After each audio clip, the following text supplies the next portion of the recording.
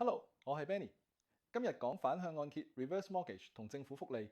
重點一，福利會受影響嗎？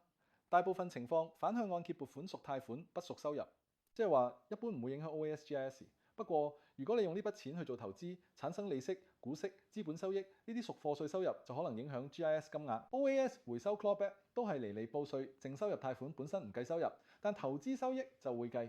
重點二，稅務與規則，反向按揭冇每月供款壓力。你要做嘅係保養物業、交地稅、買足保險、保持為主要居所。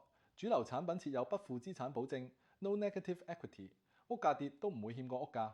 重點三，點樣安全使用？先設定用途，現金流、清高息債、必要維修或醫療開支，分段提取比一次過攞晒更易控風險。用錢去投資，先評估回報同現金流波動，避免拖累福利。重點四，點解要揾專業按揭經紀成、理財、稅務顧問一齊睇，幫你計到福利係咪受影響、總成本、提款節奏。每個人情況唔同，度身設計先最穩陣。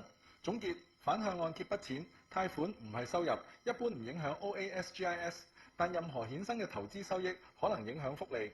諗我幫你做個案評估、提款方案，留言揾我，覺得有用。Like subscribe，我係 Benny，下條片見。